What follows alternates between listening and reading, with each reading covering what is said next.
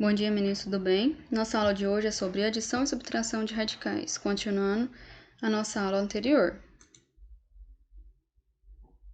Preste bastante atenção, que isso aqui vocês têm que ter o mínimo detalhe com ele.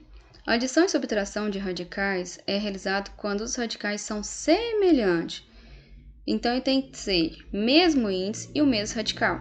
Então, ele tem que ser totalmente semelhante. Então, lembra, quando era x, então eu tenho que juntar x com x. Então, se ele for x ao quadrado, vou juntar com x ao quadrado.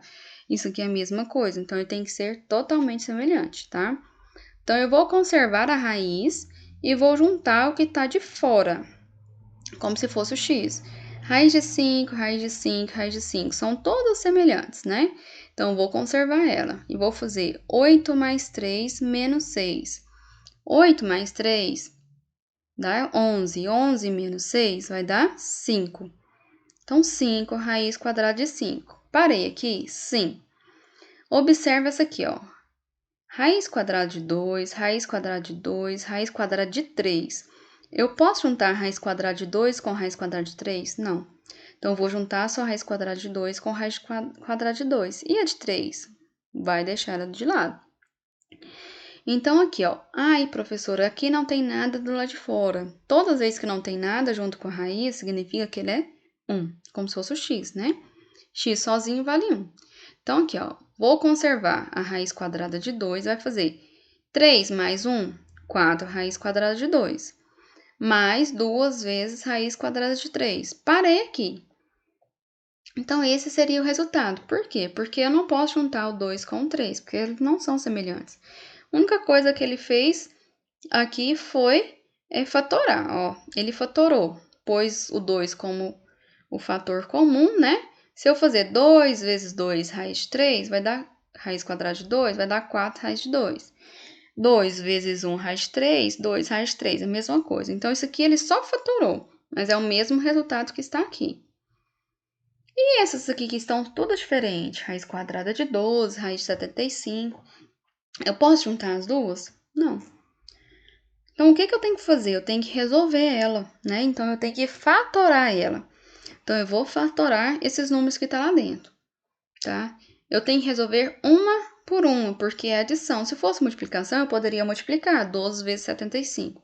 Mas como é adição ou subtração, eu tenho que resolver uma por uma. Fatorando 12, lembrando que eu vou dividir apenas em fatores primo. O único par que é primo seria o 2. Então, 12 por 2, 6, por 2, 3, por 3, 1. Agrupar de acordo com a raiz. Se a raiz quadrada, ó, vou levar 2 ao quadrado, vezes 3 que sobrou. O único que vai para fora seria o 2.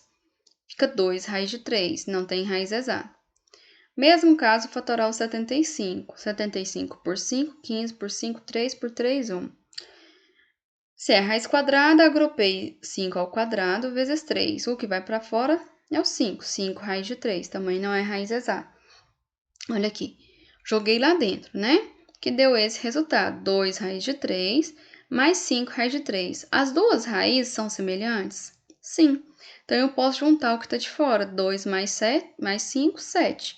7 raiz de 3, tá? Então, eu conservo a raiz e junto o que está de fora. Lembre-se disso.